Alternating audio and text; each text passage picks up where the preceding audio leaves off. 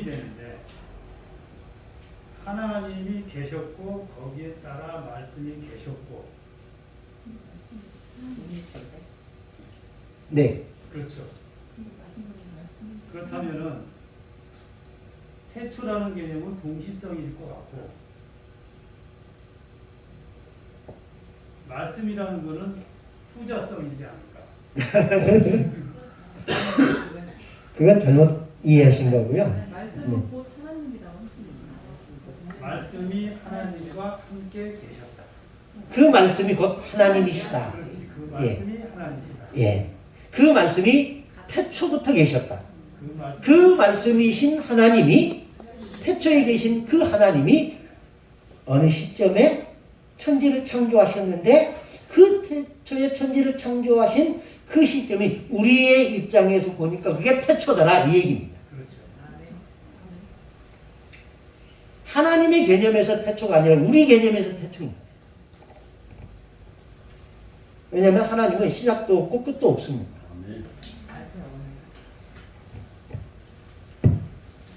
하나님과 말씀하면은 이게 또 그 무식이 드러나는 거지만 하나님과 말씀이 말씀 곱하면 예수 그리스도 또 그렇다면은 하나님의 본체가 삼위일체 부분이 동시성인 것보다도 낫다고 그러잖아요. 동시성인 것보다도 나았다고 그러니까 나았다는 것이 결국은 동시성보다는 후자가 아닐까. 그러니까 결국은 말씀이라는 자체도 후자가 아닐까. 우리가 삼위일체 부분에 대해서 이게 신학에 있어서 가장 난해한 주제 가운데 하나입니다. 그래서 이 삼위일체를 어떻게 이해할 것인가 이제 그게 많은 논란을 일으킵니다.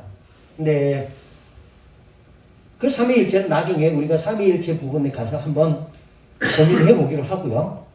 예. 그래서 19페이지 제일 마지막 태초란 말은 베레시티인데 시간을 초월한 시간 중에 처음을 뜻한다. 하나님의 창조가 우주의 처음이라는 말입니다. 하나님이란 엘로힘인데 전능자, 창조자, 자존자이다.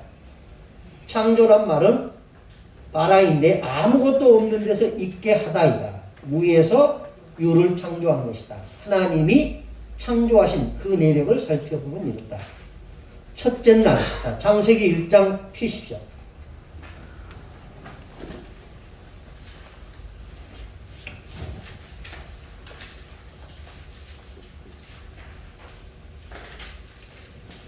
(3절부터)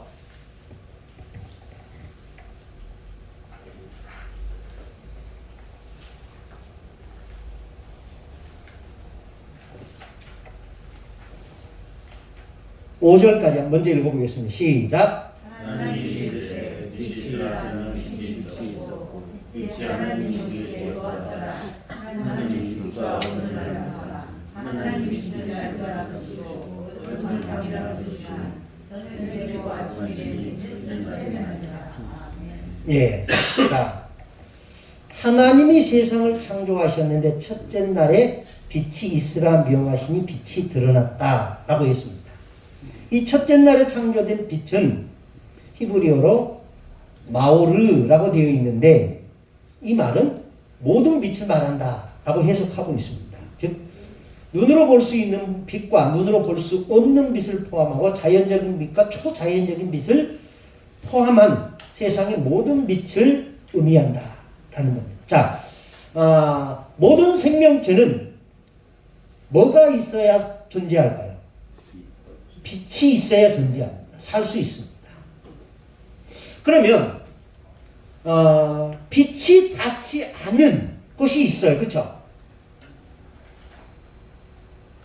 산보다 바다의 골짜기가 더 깊답니다.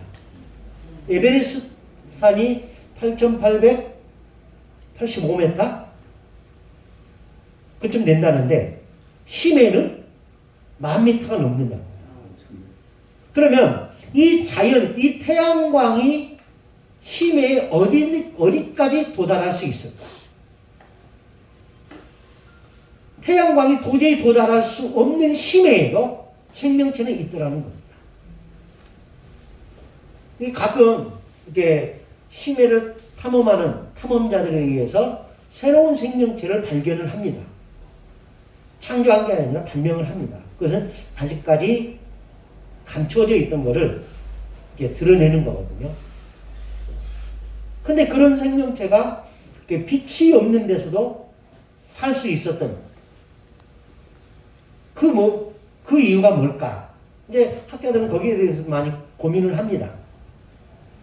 근데 하나님이 첫째 날 창조하신 그 빛은 마오르라고 하는 이 빛은 가시적인 빛과 비가시적인 빛, 우리가 볼 수 있는 빛과 볼 수 없는 자연적인 빛과 초자연적인 빛, 이런 걸 다 내포하고 있다라는 겁니다. 바닷속에 그 핵심의 그 빛을 묶는 그 물고기들은 초자연적인 빛을 갖고 있다는 것을 해석할 수 있습니까? 글쎄 모르지요. 그러니까 우리가 생각하는 이성적으로 생각할 수 있는 빛이 아니어도 살 수 있는 생명체가 있다라는 거죠. 그 빛이 창세기 1장 3절에 나오는 그 빛이 아닐까라고 이제 신학자들은 조심스럽게 대조해보고 싶어 한다라는 얘기입니다. 두 번째, 6절부터 8절입니다. 시작. 하나님이 이르시되 물 가운데 궁창이 있어 물과 물로 나뉘라 하시고 하나님이 궁창을 만드사 궁창 아래 물과 궁창 중에 물로 나누게 하시니 이대로 되리라. 하나님이 궁창을 하늘이라 부르시니라. 저녁이 되고 아침이 되니 이는 둘째 날이니라. 궁창. 하나님께서 궁창이 있어 물과 물로 나누라 명령하셨습니다. 궁창이라는 말은 라키아라는 말인데 구름과 지구 사이의 공간을 의미한다 라고 이제 주석적인 되어 있습니다. 궁창이란 말은 지구 표면을 덮고 있는 수증기를 포함한 이슬 또는 비등을 의미하고, 궁창 아래의 물은 지구를 덮고 있는 물과 지구 내면에 흐르고 있는 모든 물을 의미한다. 그리고 지구 표면 위에 있는 하늘, 쉐마임이라고 칭하는데 그 공간에서 모든 생물들이 살게 되는 곳이다.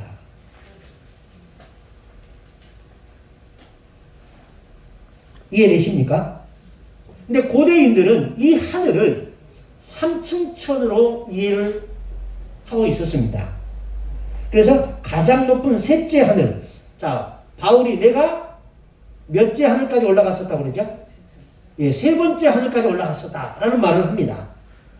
그것은 하나님이 임재하여 계신 하늘. 두 번째 하늘은 200억 킬로미터의 긴 우주를 말합니다. 그리고 세 번째, 마지막 하늘은 사람의 눈으로 볼 수 있는 대기권을 의미한다. 이건 고대인들이 생각한 하늘이었습니다. 하나님께서 둘째 날 1장 8절에 궁창을 하늘이라 칭하셨다 한 그 하늘이 오늘 우리가 보고 있는 대기권을 의미한다 라고 이제 주석학자들은 해석하고 있다라는 겁니다. 세 번째 날 9절에서 12절까지 읽습니다. 시작. 하나님이 이제 천하의 위한 곳을 보고 물이 들어가다 되리라. 하나님이 물을 시간에 부르시고 우유를 발라라 하시니 하나님이 이것이 되었더라. 하나님이 이제 땅은 그가 하시는 인자와 각기 동료대로 시간이 되어지는 나무를 내다 하시니 그대로예요. 땅이 그와 각기 동료대로 하시는 인자와 각기 동료대로 시간이 나무를 하나님이 보시기에 좋았다. 저녁에 뭐 아침이 되니 이는 셋째 날이라. 자, 첫째 날과 둘째 날에서 표현되지 않은 표현 하나가 세 번째 날에는 표현이 두 번 반복되는 게 있습니다. 그게 뭡니까?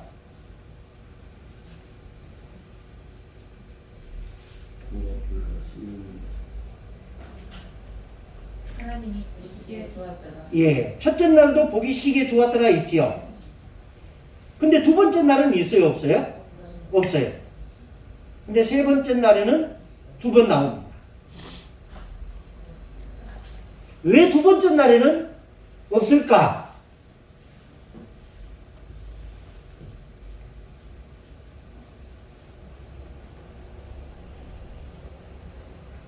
있는 걸 그냥 나눠 오셨습니다. 어떤 학자가 그런 지적을 해요. 왜 두 번째 날에는 하나님이 보시기에 좋았다는 말을 안 하셨을까? 그것은 나누었기 때문이다. 하나님은 하나 되기를 원하시는데 나누는 것을 좋아하시지 않는다. 이제 그렇게 표현을 하는 분도 있어요. 네. 완성되지 않았지. 좀 과정. 웃으려고 한 건 아닌 것 같은데 웃음이 나오는 이유. 예. 그러니까 억지로 해석하려고 하다 보니까 이런 해석이 나오는 겁니다.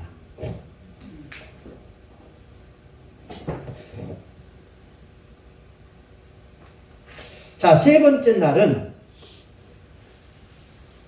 땅과 바다를 창조하셨다. 하나님이 천하의 물을 한 곳으로 모으고 물 위로 드러나는 것을 묻히라 하셨다. 그 묻은 1절에서 말씀하신 전체의 땅이 아니라 일부를 의미한다 라는 겁니다. 그리고 모인 물을 바다라고 명명하신 후에 드러난 묻, 즉 땅에게 명하여 풀과 씨 맺는 채소와 각기 종류대로 씨 가진 열매 맺는 나무를 내라 라고 하셨다. 그러자 땅은 풀과 각기 종류대로 씨 맺는 채소와 각기 종류대로 씨 가진 열매 맺는 나무를 내었다. 그 결과가 하나님이 보시기에 좋았더라고 성경은 기록하고 있습니다. 셋째 날 창조는 사람이 살 수 있는 공간을 만드셨다는 의미이다.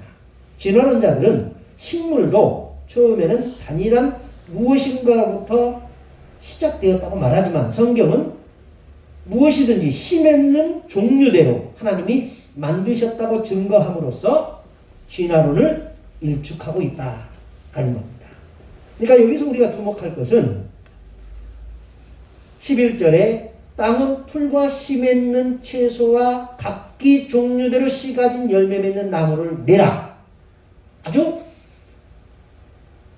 세세하게 명령을 하십니다. 그러자 땅이 그대로 내었다. 그 결과가 하나님이 보시기에 좋았더라 라고 했습니다. 넷째 날 14절부터 19절까지 좀 깁니다. 한번 읽어보겠습니다. 시작. 하나님이 땅은 땅에 땅과 밤이 나누게 하고 그것을 농수와 거들과 바다를 이루게 하라. 또 광명들이 그들의 표정에 있어 땅을 주시라 하시니 그대로되니라.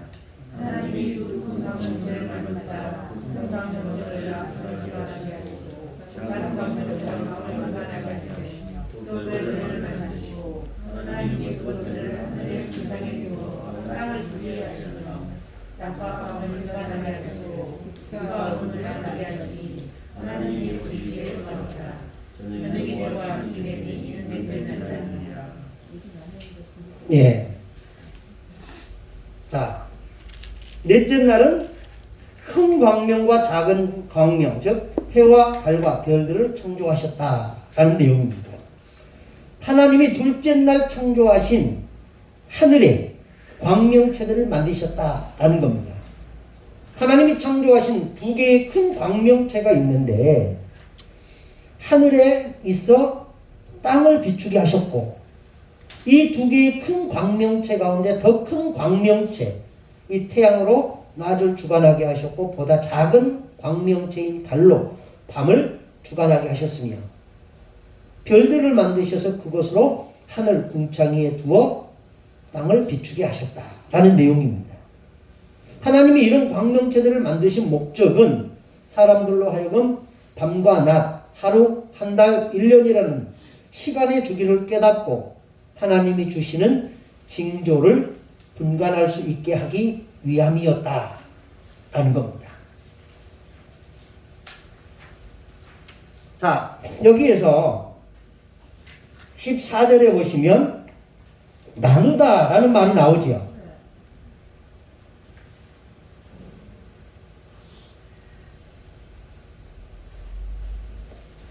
이게 이제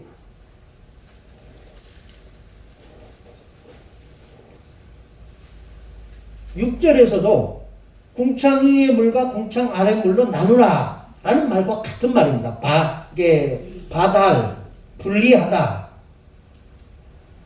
그래서 이게 낮과 밤을 분리하고 태양과 달의 기능을 분류하고 이런 의미입니다. 그런데 하나님이 보시기에 좋았더라라고 말을 합니다.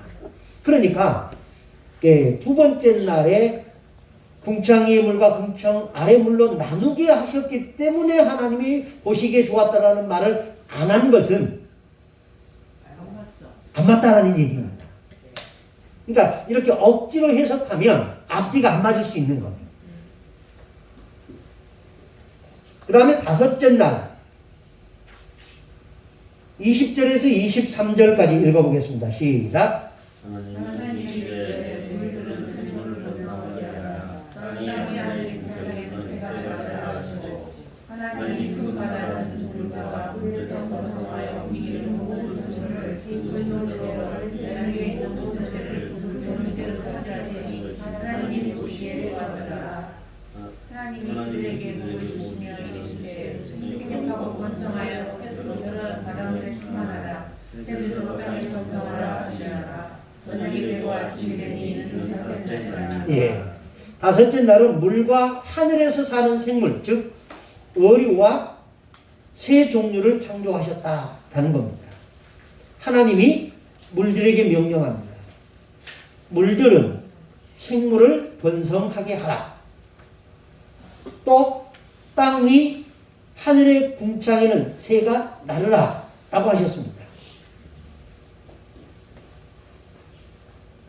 물에는 물에서 사는 생물이 그 종류대로, 하늘에는 날개 있는 모든 새를 그 종류대로 창조하셨다라는 겁니다.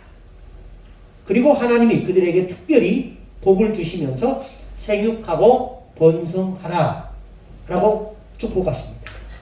여기서 말한 생육이란 말은 파라라는 말인데 열매가 주렁주렁 맺히다는 것을 의미하고, 번성이라는 말은 이게 바라라는 말인데 풍성하게 늘어나다라는 뜻입니다. 그래서 육지에는 열매로, 바다에는 생물로 점점 확장되어 채워진다라는 것을 의미한다라는 겁니다. 근데 여기서 보면 좀 특이한 게 20절 보십시오. 물들은 이라고 있습니다. 복수로 되어 있죠. 물은 이라고 말하지 아니하고 물들은 이라고 말합니다.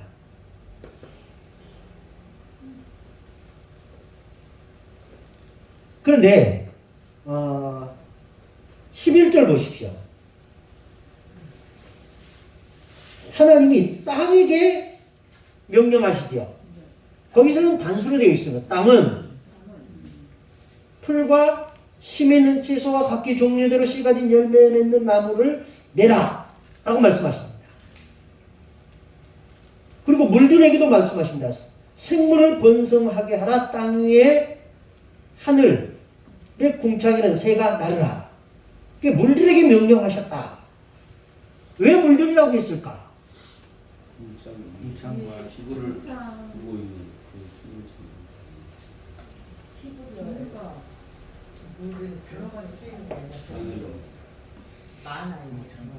그 여러분, 물은 다 똑같은 물 같죠?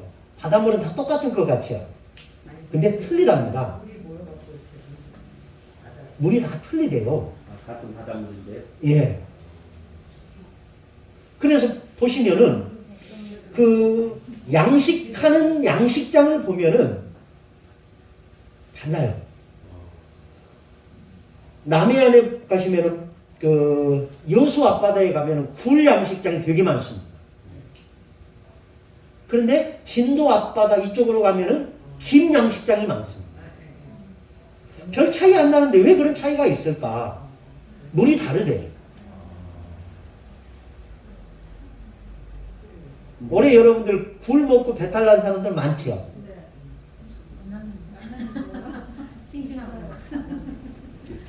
그건 여수 앞바다에서 난 걸 안 먹어서 그래요.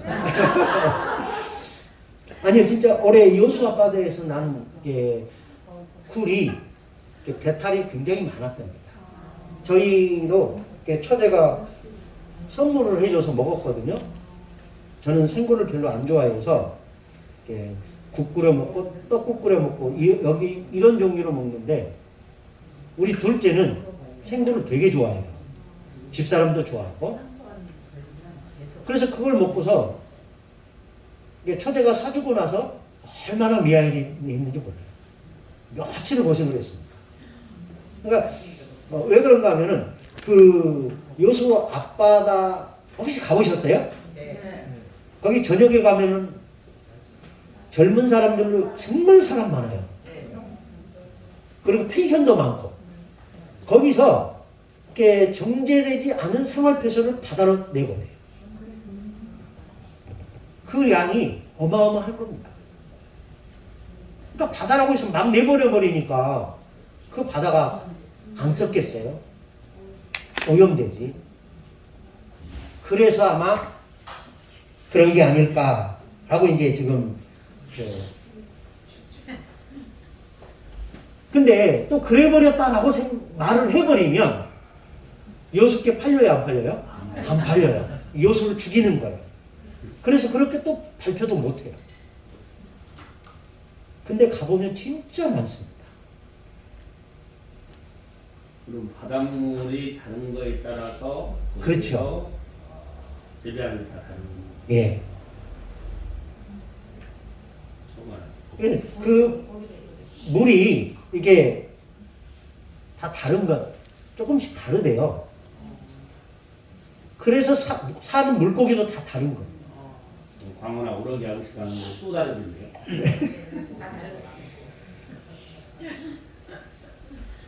여섯째 날 24절부터 29절까지 읽어보겠습니다. 시작. 하나님이 이르시되 땅은 생물을 그 종류대로 내되 가축과 기는 것과 땅의 짐승을 그 종류대로 내라 하시니 그대로 내니라. 하나님이 땅의 짐승을 그 종류대로 가축을 그 종류대로 땅에 기는 모든 것을 그 종류대로 만드시니 하나님이 보시기에 좋았더라. 하나님이 이르시되 우리의 형상을 따라 우리의 모양대로 우리가 사람을 만들고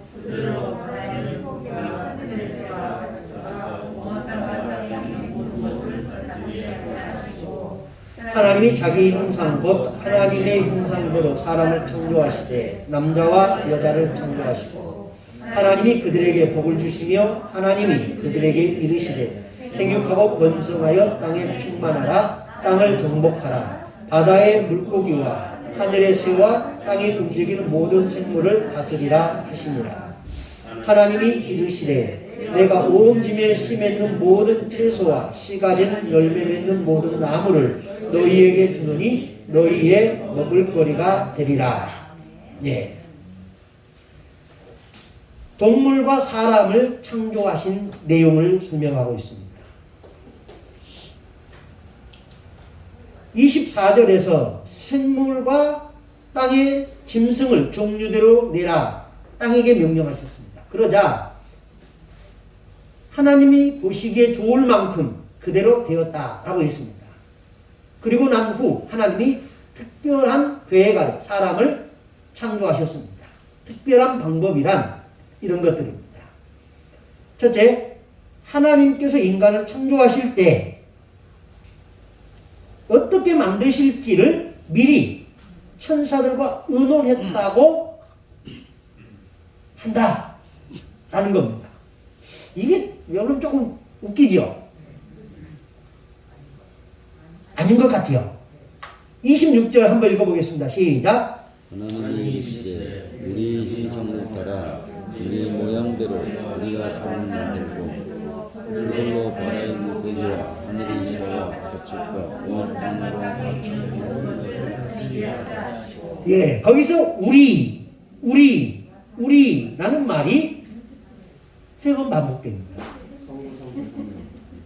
그래서 이걸 가르쳐 삼위일체 하나님이 아니냐라고 주장을 한다라는 겁니다. 그런데 여기서 우리라는 1인칭 복수는 성부, 성자, 성령 하나님을 가르친 것이 아니라 홀로 한 분이신 하나님과 이미 창조된 채 있는 천사들을 가리킨다 라고 주장하는 사람들이 있습니다. 그들이 누구냐?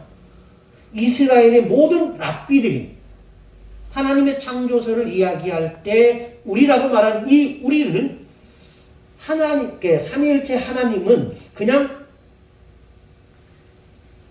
세 분 이렇게 우리가 생각하는 그런 하나님이 아니에요. 삼위일체가. 우리는 삼위일체 하나님을 설명할 때 하나님은 한 분이신데 그 사역에 따라서 각기 다르다라고 말을 합니다. 그러면서 집에서는 아빠, 회사에서는 사장님, 그리고 내 아내에게는 남편, 이런 식으로. 근데 삼위일체 하나님을 그렇게 설명하면 안 되는 거예요.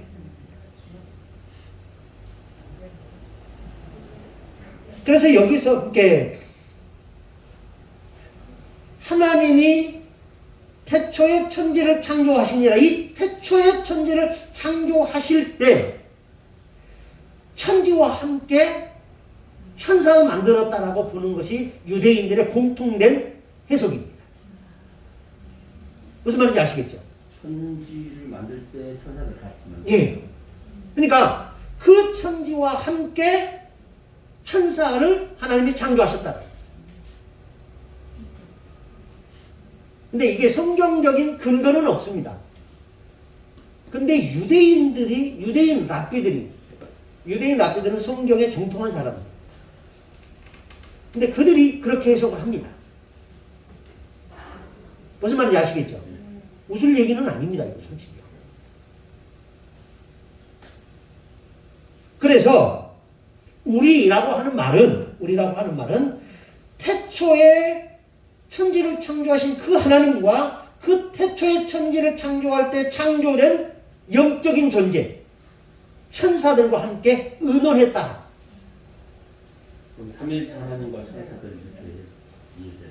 근데 그 삼위일체 하나님을 우리는 세 분 하나님 이렇게 생각하는데 그냥 한 하나님이에요. 근데 그 한 하나님이 이게 성부와 성자와 성령의 모습으로 이제 각기 다른 모습으로 표출되기는 하지만 그 삼위일체 하나님을 설명할 수 있는 인간의 방법이 한계가 있어요. 베델 성서 연구라고 혹시 여러분 들어보신 적이 있습니까? 네. 거기서는 이 삼위일체 하나님을 어떻게 설명하고 하냐면은 신적인 사랑으로 결합된 신이라고 말합니다. 신적인 사랑으로 결합된 하나님. 신적인 사랑이 뭡니까? 이해할 수 없는 인간의 사랑과는 분명 차원이 다른 사랑인데 그 말 외에는 달리 표현할 방법이 없다라는 거예요. 말씀만 신적인 사랑으로 하나 된 하나님. 하나인 하나님. 하나 된이 아니라 하나인 하나님. 아닌 예. 하나 된이라고 말하면 인위적인 것이 되거든요. 하나인 이것은 처음부터 하나였다. 신적인 사랑으로 하나인 하나님. 예. 그러니까 삼위일체를 제가 들어본 설명 가운데 가장 이게 와닿더라고요. 오래전에 배웠는데 그 베델 성서 연구 그거 뭐 있는데 크로스웨이. 네, 그렇어요. 크로스웨이. 네, 그거 배우면서 네, 삼위일체 하나님에 대한 이야기를 하는데 거기서 그렇게 설명을 하더라고요. 그래서 이스라엘의 랍비들 일부가 아니라 이스라엘에 활동하는 모든 랍비들은 창세기 1장 26절에 우리라고 하는 이 우리를 삼위일체 하나님으로 해석하지 아니하고 태초에 하나님이 창조한 천사들과 의논했다. 그 우리가 하나님과 천사를 의미한다라고 해석하고 있다라는 것이고요. 또 총신대학교 구약학 교수였던 김정욱 교수가 논문에서 이걸 발표를 했습니다. 총신대학교가 무슨 대학교인지는 아시죠? 총신대가 무슨 학교인지는 아시죠? 합동 측 소속의 사당동에 있는 신학교인데 보수 가운데 하나인 학교입니다. 가장 보수는 고신측. 고신측이 신학적으로라고는 말하기는 뭐하지만 어쨌든 생활적인 면에서 굉장히 보수적입니다. 고신측이. 네, 그리고 나서 이제 합동측, 합신측, 그리고 제가 소속되어 있는 대신, 이게 조금 보수적이고 거기서 좀 더 나가면 통합은 좀 멀어요. 거기서 조금 더 나가면은 이제 백석은 조금 신학적으로 많이 흐려진 건 맞습니다. 네, 많이 흐려져 있어요. 그래서 조금 거리를 두고요. 그 백석보다 더 나간 게 통합측입니다. 예, 장신대. 예. 그리고 거기서 더 나가면 감신대가 나오고 한신대가 나와요. 그래서 이 감신대는 구원론에 있어서 신인 협력설을 주장을 하기까지 합니다. 우리는 구원이 어떻게 이루어집니까? 하나님의 은혜로 이루어진다라고 말합니다. 그런데 신인 협력설은 이런 얘기입니다. 하나님이 우리를 구원하려고 하셔도 인간에게는 자유의지라는 것을 주셨는데 거부할 권한이 있지 않겠느냐라는 거예요. 내가 평양감사도 내가 싫으면 안 하는데 천국도 그런 게 아니겠느냐라는 거예요. 이제 그 말 이면에는 뭐가 있느냐면은 인간의 전적 타락이 부정되고 있는 것을 의미합니다. 사람이 죽어버리면 선택과 선택, 불택, 내가 할 것인가 말 것인가 선택의 가능성이 있어요, 없어요? 없어요. 근데 살아 있습니다. 살아있는 사람은 선택과 거부 가능해요, 안 해요? 가능한 거예요. 그러니까 아담의 전적 타락을 부정하니까 하나님을 찾아갈 수 있는 어떤 여력이 있다라고 생각을 하는 겁니다. 그것이 공덕설이 되고 그것이 더 나아가면서 천주교에서는 공덕 축척설이 나옵니다.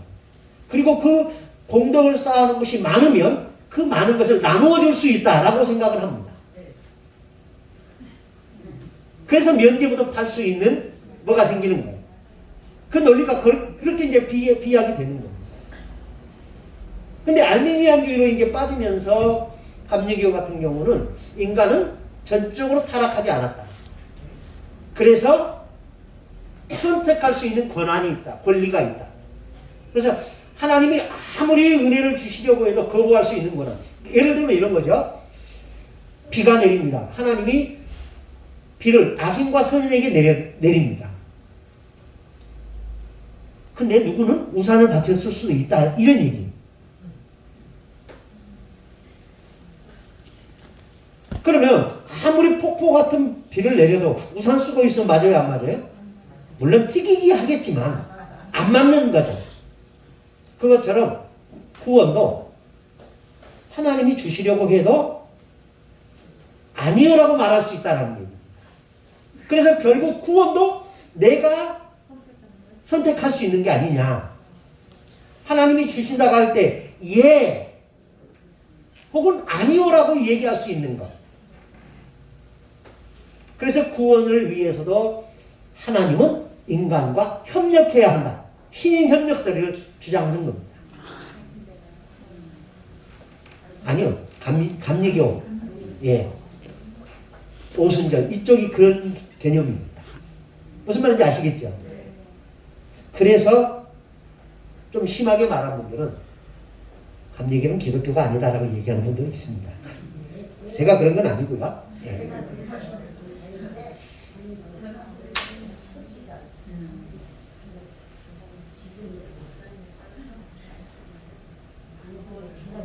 자, 그러니까 참 하나님이 인간을 창조하실 때 우리가 우리 모양대로 우리가 사람을 만들자라고 할 때 그 우리가 삼위일체 하나님을 의미하는 게 아니라 여기서 우리는 독보적인 하나님, 절대자 하나님, 이건 삼위일체 하나님, 그 하나님이신데 여기서 말한 우리는 삼위일체 하나님, 그 하나님을 의미하는 게 아니라 그 삼위일체 하나님이 천사들과 의논해서 인간을 만들었다.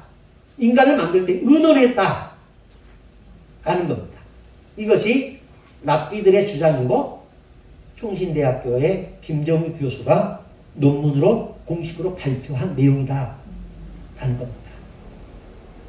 근데 지금까지 우리 모든 교회에서는 그리고 지금까지 신학자들은 여기서 우리라는 것을 삼위일체 하나님으로 해석하려고 했습니다. 그래서 우리는 다 이게 삼위일체 하나님이다라고 생각하고 있습니다. 근데 언어가 이제 많이 교통하다 보니까 그리고 옛날에는 우리나라 주석학자나 신학자들이 이게 고대어에 대해서 많이 알지를 못했었거든요. 근데 요즘은 구약학자들 같은 경우는 히브리어는 기본입니다. 신약학자들 같은 경우는 고대 헬라어도 기본입니다. 그러다 하다 보니까 그런 문서들을 발굴하게 되고 그리고 이제 신학이라는 게 교류가 힘이 이제 편리해졌잖아요. 그래서 유대인 랍비들의 주장도 이제 받아들이게 되면서 우리가 잘못 생각하고 있었던 것은 아닌가. 우리는 삼위일체라는 것에 너무 매여서 이렇게 해석한 건 아니었는가 하는 그런 반성도 이 계기를 통해서 일어나고 있다라는 겁니다. 그래서 여러분들이 나는 그래도 지구는 돈다라고 말했던 갈릴레이처럼 나는 그래도 삼위일체라고 해석하고 싶다라고 하면 삼위일체 해석해도 상관없습니다. 어디까지나 학문의 한 분야다. 이렇게 해석하는 분들도 있더라. 라는 거. 그렇다고 해서 제가 그렇게 주장한 건 아닙니다. 그러니까 나중에 저한테 책임 묻지 마십시오. 하나님의 형상과 형사의 형상은 같을 수 있다는 거네요. 우리의 형상대로 사는 것입니다. 인간이 하나님의 형상대로 지음을 받았습니다. 네. 그 천사도 영물이니까 이 모양을 의미하는 건 아닐 거예요. 그렇죠? 예. 어떤 속성 여기에 의미할 겁니다. 두 번째, 인간은 특별한 방법으로 창조되었다는 건데 두 번째는 사람은 동물과는 달리 육체만을 가진 존재로서 지어진 것이 아니라 영원히 죽지 않고 사는 영을 가진 존재로 창조되었다.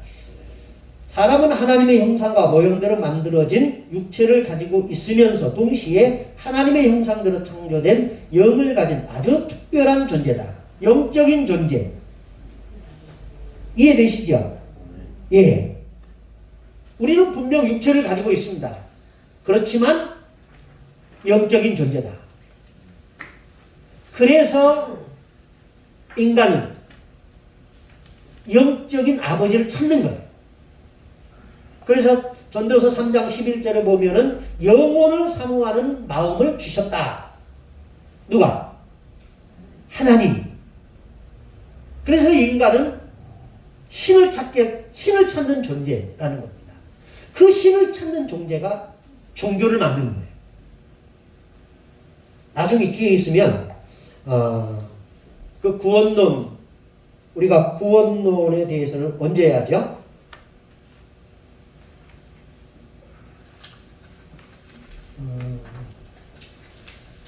이충모 전사님, 예. 네, 앞으로 6주 후에 예. 하게 됩니다. 구원론. 예. 날짜는 아직 모르겠는데 이때 구원론을 이야기하면서 제가 이야기 좀 해드리겠습니다.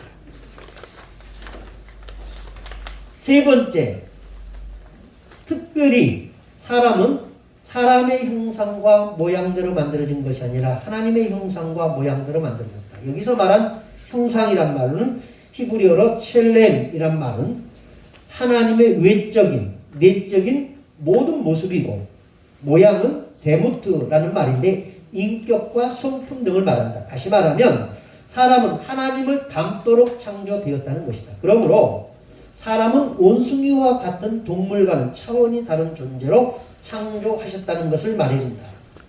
고로 지구에서 태어나서 살고 있는 모든 생명체들 가운데 오직 사람만이 죽은 후에 천국을 가서 그곳에서 영원히 사는 것이다.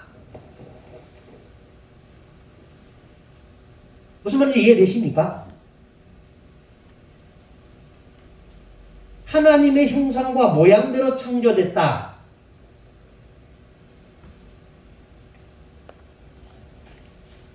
무슨 말인지 모르시겠어요?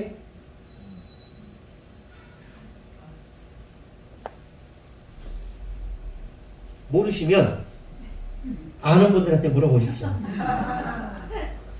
네 번째, 하나님께서는 모든 생명체에 대한 통치권을 사람에게 주시려고 창조하셨다. 그것은 오직 인간에게만 바다와 하늘과 육지의 생명체를 다스릴 수 있는 권한을 위임하셨음을 의미한다. 이것은 아마도 장차 도래할 뱀의 유혹을 대비케 하기 위함이었을 것이라고 판단되며 하늘에 가서도 왕노릇하는 존재가 되기 때문에 그렇게 명령하신 것이 아닌가라고 생각된다 라는 겁니다. 다섯 번째, 하나님은 인간을 창조하실 때 오직 한 쌍의 부부로 창조하셨다. 그러나 인간을 제외한 다른 모든 생명체들은 곧 바다의 생명체와 하늘의 생명체와 육지의 생명체는 처음부터 여러 쌍으로 만드신 후에 한꺼번에 창조하신 것이다. 하지만 이 땅에 태어나서 살거나 지금도 살고 있는 사람은 다 아담 한 사람의 후손에 속한다. 그러므로 아담의 범죄로 모든 인류가 죄인이 된 것이다. 무슨 말인지 이해되시죠? 예. 그러면 하나님이 인간을 창조하신 목적은 무엇인가? 라는 겁니다. 결론부터 말한다면 하나님의 창조 목적은 하나님 자신의 영광을 위해서 창조하셨다. 여기서 하나님은 하나님 자신의 영광을 위해 창조했단 말을 두 가지로 해석할 수 있다. 첫째, 하나님은 창조를 통해 자신의 영광을 드러내기 위하여 창조했다. 자신의 영광을 드러내기 위하여. 나는 이런 신이다. 라는 것을 드러내기 위하여 창조했다. 라는 겁니다. 두 번째는 피조물을 통하여 영광을 받으시기 위하여 창조했다. 하나님이 피조물을 창조하신 목적이 피조물을 통하여 영광을 받으시기 위함이라는 것을 반증하는 성경 구절은 널려 있다 해도 과언이 아니다. 그 가운데 몇 구절을 보면 이러한 구절들이다. 집에 가서 한번 찾아보시기 바랍니다. 자, 여기서 보너스.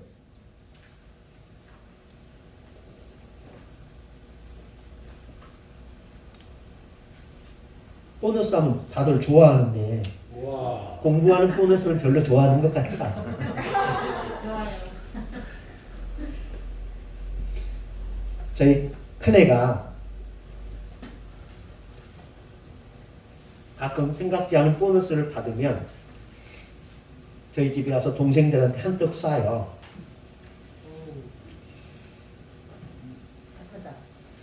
예, 착해요. 걔는 고전음악 작곡가 전공이었거든요. 근데 학교 다니면서 건설회사에서 알바를 했어요.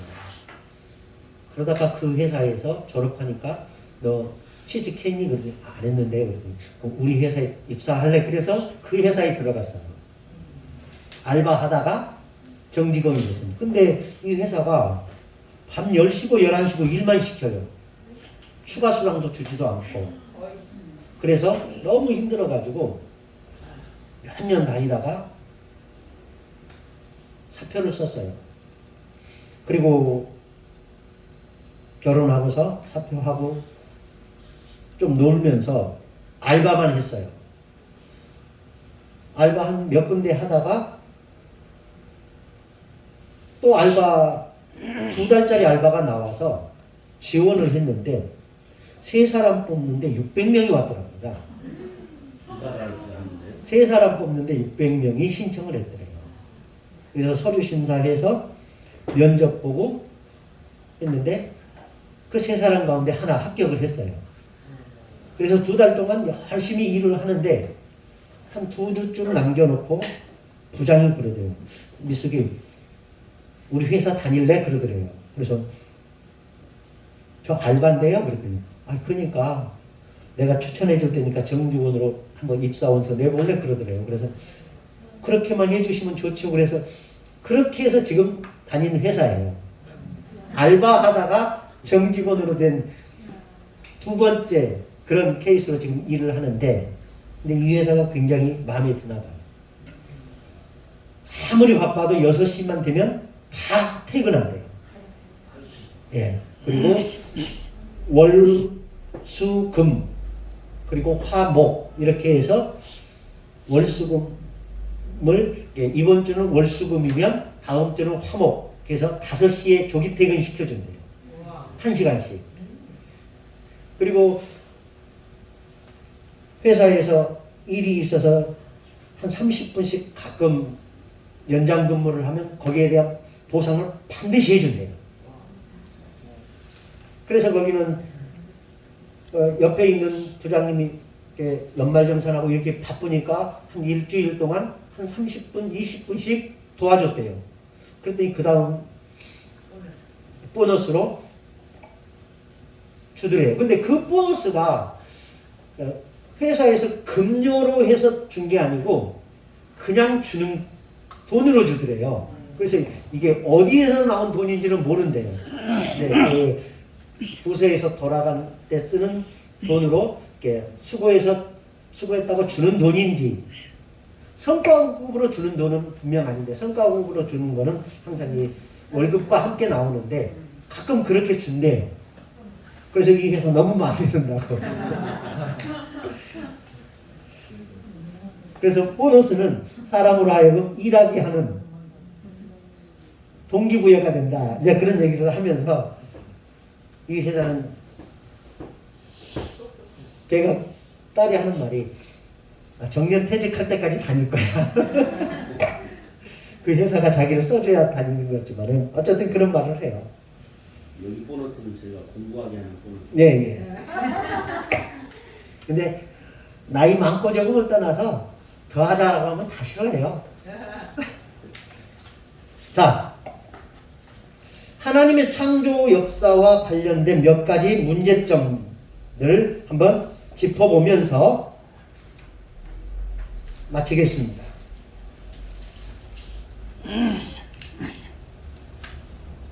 자, 하나님의 직접적인 창조 속에 포함된 것은 무엇인가 하는 것이다. 아까 우리가 하나님의 직접 창조와 간접 창조 얘기를 했지요. 분명 여기에 포함된 것은 천체와 하늘의 천사들, 땅과 땅에 있는 모든 물과 기체들이다. 혹자는 천사적 존재 중에 약간은 타락하여 사탄이 되어 땅으로 내려왔다고도 하나 이런 설은 입증할 만한 적극적인 성경의 지원은 없다. 자, 아까 우리가 인간을 창조할 때 26절에서 우리의 형상을 따라 우리의 모양대로 우리가 사람을 만들자라고 했을 때 그 우리가 삼위일체 하나님을 포함한 천사라고 이제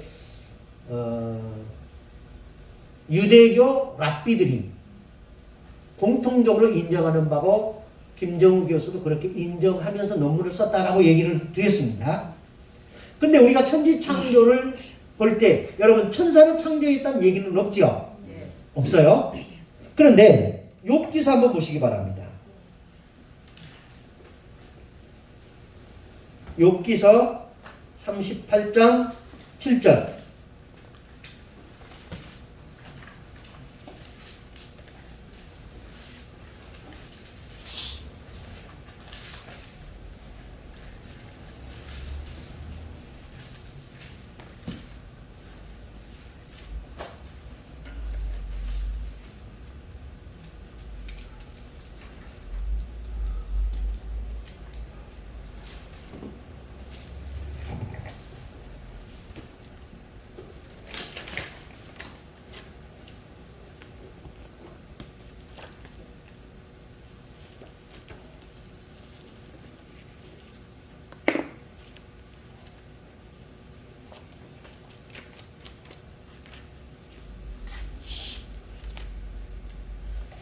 한번 읽어보십시오. 시작.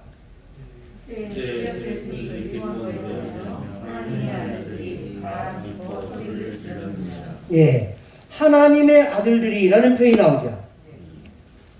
근데 이거를 갖고 이제 어떤 이들은 이제 천사라고 표현을 하기도 합니다. 해석을 하기도 합니다. 그래서 이 하나님의 원창조, 태초에 하나님이 천지를 창조하셨다라고 말할 때 그 원창조에 천사도 포함되었을 것이다 라고 해석을 하는 분들이 있다라는 겁니다. 그래서 하나님의 직접 창조 속에 천사도 포함되는 것이 아닌가라는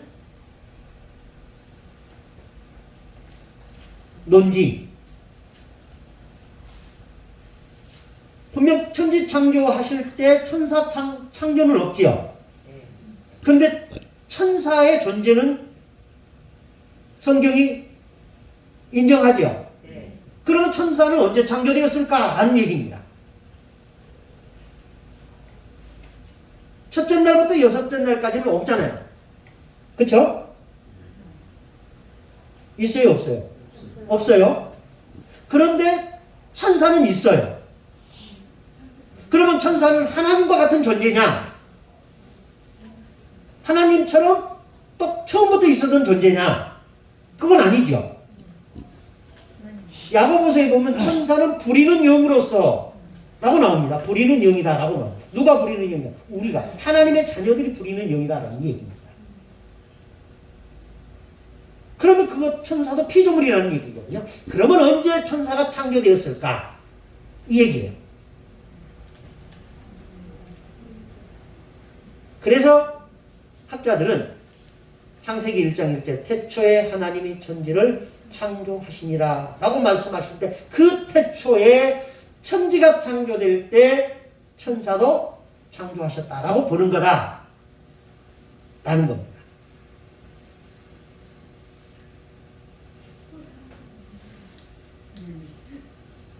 뭔 말인지 모르시겠어요? 알겠어요. 사람보다는 먼저 창조됐다는 말씀이시잖아요. 그렇죠. 예. 두 번째, 창세기 1장 2절 한번 보시기 바랍니다. 땅이 혼돈하고 공허하며 라고 하는 그 말씀 한번 보겠습니다. 읽습니다. 시작. 땅이 온전하고 공허하며 땅이 가슴 위에 있고 하나님의 영은 위에 운행하십니다. 예. 이 창세기 1장 2절은 땅의 원 상태를 지시하는 것이냐 아니면 어떤 대변동에 의하여 생긴 상태를 지시하는 것이냐 하는 문제입니다. 사실 이건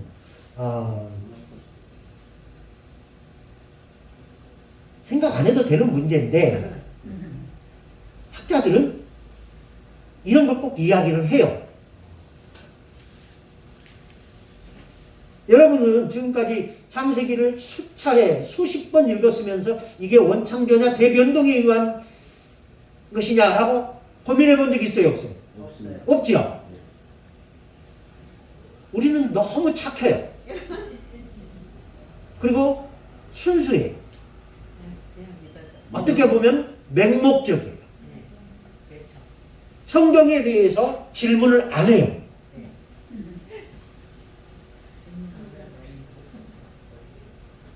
그리고 성경에 대해서 의구심을 품지를 않아요. 이건 성경이니까 덮어놓고 믿어야 한다. 이 생각이 앞서요. 그렇게 교육받았는데요. 예, 그렇게 교육받아서 그래요. 그거 믿기도 바쁘죠. 그리고 그걸 의심하는 사람들이 학자 되는 것 같아요. 근데 그렇게 하니까 믿음에 성장이 없어요. 그거 그래요. 항상 그 믿음이에요. 역동적이지가 않아요. 왜 그렇게 하느냐면요.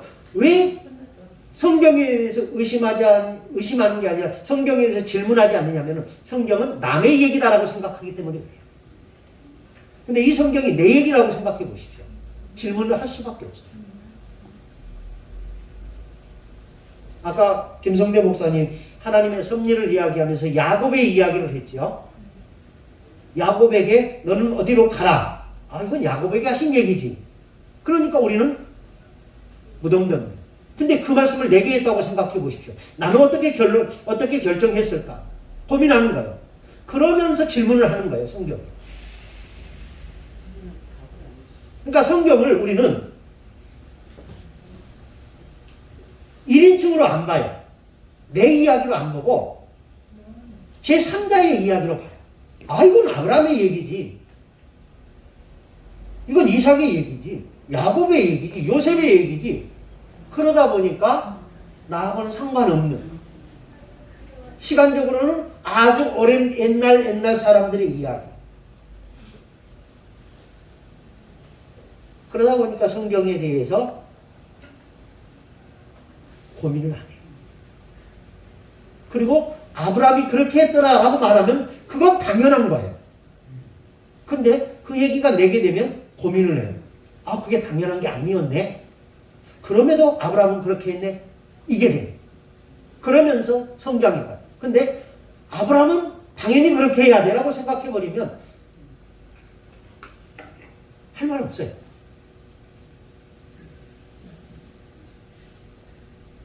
태초에 하나님이 천지를 창조하시냐. 땅이 혼돈하고 공허하며 이 혼돈한 이 땅이 원상태이냐 아니면 대변동에 의한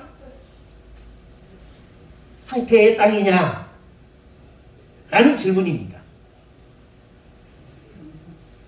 하나님이 천지를 창조하실 때 혼돈하게 창조하셨을까? 자, 저를 보십시오.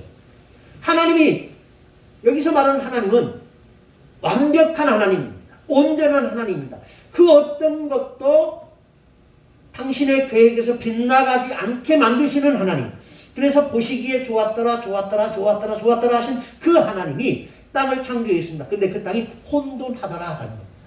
불완전하더라라는 얘기입니다. 이제 무슨 말인지 아시겠죠? 네. 그 불완전한 땅이, 이 혼돈한 이 땅이 하나님이 창조하신 원상태의 땅이냐 아니면 대변동으로 인하여 된 땅이냐라는 얘기예요. 이제 무슨 말인지 이해가시죠? 예. 성경은 대변동에 의하여 이루어진 땅이라고 본다라는 얘기입니다. 왜냐하면 하나님이 완벽하게 만들어 놓은 땅이 이렇게 불완전하게 이렇게 변동되었다라는 얘기입니다. 세 번째, 창세기 1장 1절의 원창조와 나머지 창조의 엿새 동안의 창조 사이에는 그 기간이 긴가 아니면 짧은가?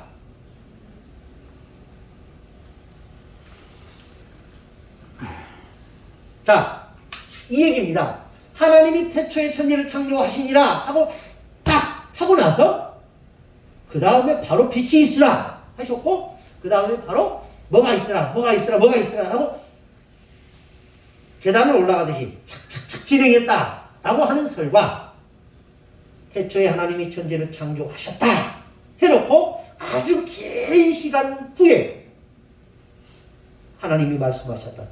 빛이 있으라.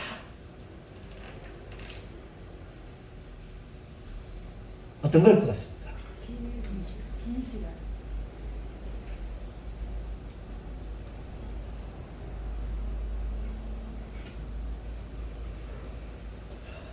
긴 시간이 있을 것이다 라고 보는 사람들도 분명히 있습니다.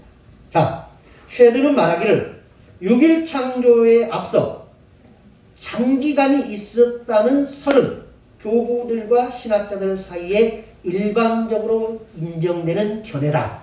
이게 교부들이라는 말이 우리가 거슬립니다. 교부들은 어떤 사람들이에요? 초대교회에서 중요한 신학적인 문제들을 정립했던 사람들을 교부들이라고 합니다.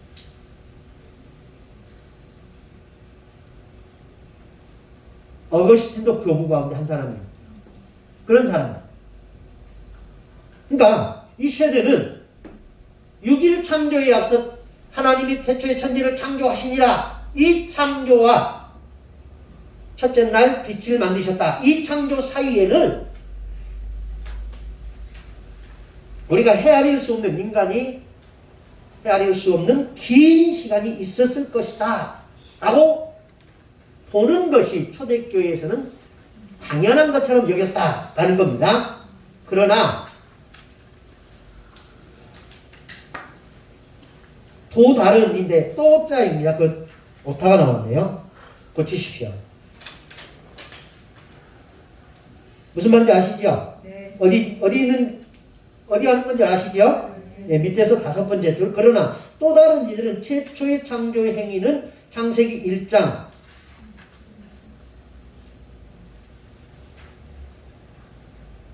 1장에 나머지 부분 1장에도 중복이 되어 있습니다. 그거 빼십시오. 뒤에 있는 1장에. 나머지 부분에 언급된 사물 산출 바로 직전에 있었던 시간 사건이라고 주장하는 이들도 적지 않다. 그러니까 이 얘기입니다. 태초에 하나님 천지를 창조하셨다. 그리고 나서 바로 빛을 창조하시고 두 번째 날, 세 번째 날 창조를 이어가셨다라고 하는 설을 주장하는 이들도 적지 않다라는 겁니다. 그렇다면 여기서 우리는 이런 질문을 할 수 있습니다. 왜 이렇게 창세기 1장 1절의 창조와 창세기 1장 3절 이하에 나오는 창조 그 사이에 긴 시간이 있었다고 생각을 하는가? 왜 이런 생각을 하게 되었을까? 그것이 바로 자연과학의 영향입니다. 아까 우리 김성대 목사님 발표하시면서 탄소 동위 연대 이런 거 하면서 몇 억 년 또 빅뱅 이론에 의하면 137년 이런 시간들을 주장하니까 그럼 신학적으로 거기에 대해서 답을 해줘야 되는데 그 답을 해줄 수 있는 방법이 다른 데는 없거든요. 그래서 이 창세기 1장 1절의 창조와 3장 이하의 창조 사이에 긴 시간의 갭이 있지 않았을까라고 의심을 품으면서 그 문제를 해결해 보려고 노력하는 사람들이 있다라는 얘기입니다. 무슨 말인지 아시겠죠? 예. 6번째, 4번째. 6일 창조 기간을 장기간으로 보느냐 아니면 문자적으로 6일로 볼 것이냐는 문제다. 쉐드는 이렇게 말했다. 교부들과 중세기 주석가들은 6일을 장기간으로 보지 24시간 날짜로 보지는 않았다. 24시간의 날들로 보는 견해는 근대 교회에서 널리 유포된 것이다. 그러면서 6일 창조의 기간을 장기간으로 보는 이들이 있다. 그럼에도 불구하고 6일 창조 기간을 장기간으로 보지 않고 문자적으로 6일을 의미한다고 주장하는 이들이 적지 않다. 현재 보수적인 신학자들이 이 견해를 추정하거나 지지하고 있다. 자, 이 말이 무슨 말인지 아시겠어요? 창세기 1장 1절부터 31절까지 나오는 6일간의 창조를 지금처럼 24시간 개념으로 볼 것이냐, 아니면 첫째 날, 둘째 날, 셋째 날에는 이 개념을 장시간의 개념으로 볼 것이냐라는 겁니다. 여러분 생각은 어떠십니까? 24시간 개념으로 보는 게 좋겠습니까? 아니면 그 하루하루가 장시간의 개념으로 보아야 할 것인가?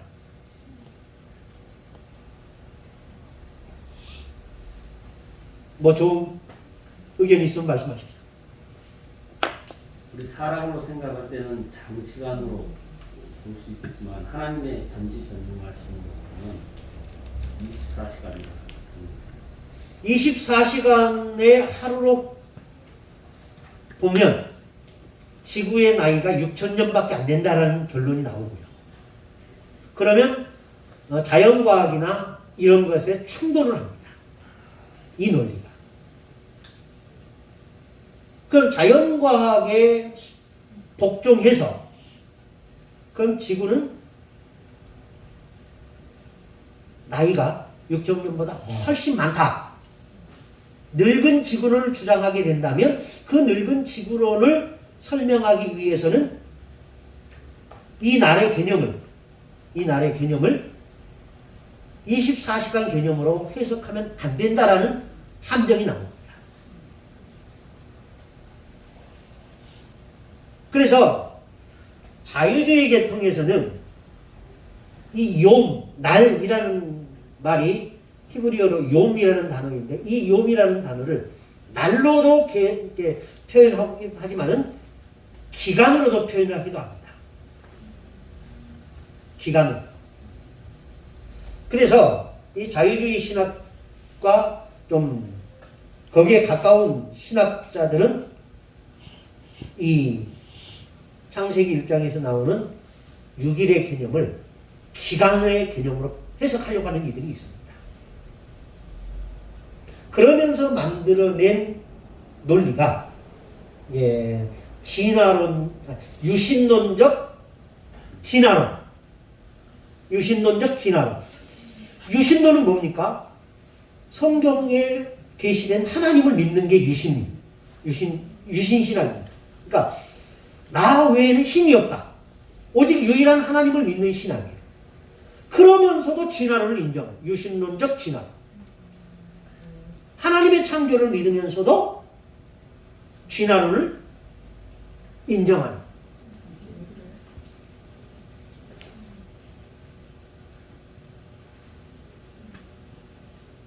근데 이게 가능한가라는 얘기예요. 불가능하죠. 그럼 교수님 하루 24시간을 처음 시작한 때가 언제입니까?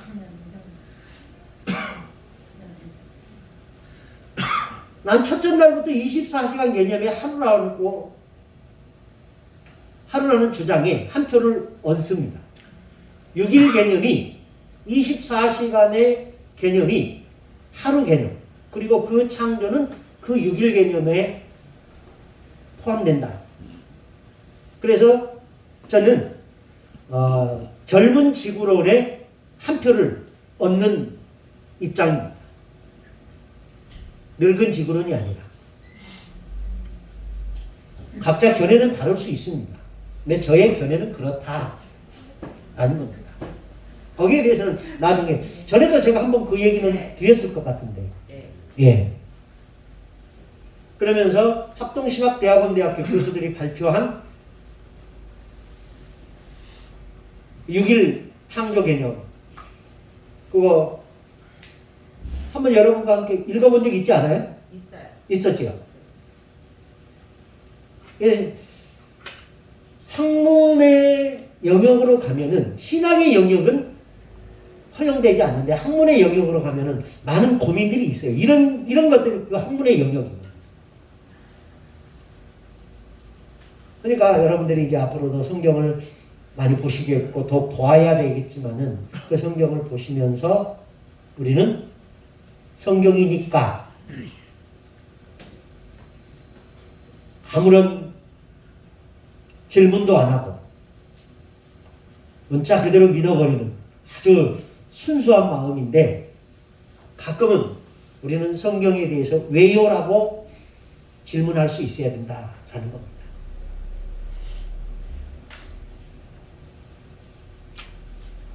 질문하십시오. 오늘 배운 것에 대해서 질문하시면 근데 그 6일을 얘기하시고 네. 마지막 7째 날에 네, 천지와 만물을 다 이루시고 하나님께서 안식을 하시니라 하셨잖아요. 네. 그걸 왜 분리해서 얘기를 하는 거예요? 여기는 지금 창조만 이야기하니까 창조만 얘기해서 예, 창조만 이야기해서 그러는 겁니다. 그 날 얘기를 해서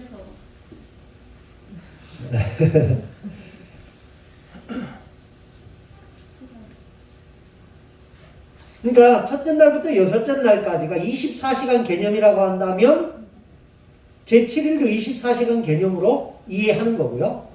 첫째 날부터 여섯째 날이 24시간 개념이 아니라 어느 한 기간, 연대 개념이라고 한다면 안식일 개념도 달리 해석이 돼야 되겠죠.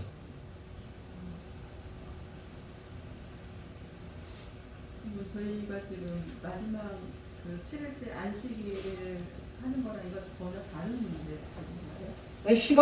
시간으로 보면은 어떤 입장을 취하느냐에 따라서 같아질 수도 있고 달라질 수도 있다. 그러니까 또 어떤 학자들은 첫째 날부터 셋째 날까지는 1월 개념이 없었잖아요. 해가 뜨고 해가 지고 일 개념이 없잖아요. 그러니까 넷째 날에 하늘의 큰 광명체 두 개를 만들어서 더 큰 광명체로 하여금 낮을 주관하게 하고 작은 광명체로 하여금 밤을 주관하게 했다. 그리고 그 큰 광명체가 낮, 작은 광명체가 밤. 그러면서 밤과 낮이 있게 했다. 그래서 어떤 학자들은 첫째 날부터 셋째 날까지는 그 개념이 아니지 않느냐 라고 이야기를 합니다. 근데 그런 개념으로 이제 성경을 해석하다 보면은 성경에서 이해하지 못할 부분이 굉장히 많습니다. 왜냐하면 자 보십시오. 하나님의 피의 제사의 개념이 언제부터 나옵니까?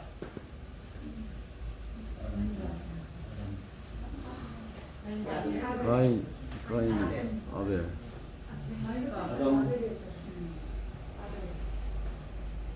하나님께서 피로 제사를 드리라는 개념을 언제부터 명령하셔요? 원래 있었기는요. 출애굽 이후에 나타난 현상이에요. 예, 광야에서부터 나타난 현상이에요. 무슨 말인지 아시겠죠? 그거는 명령이 아니라 네. 그러니까 제가 지금 이야기하려고 한 거는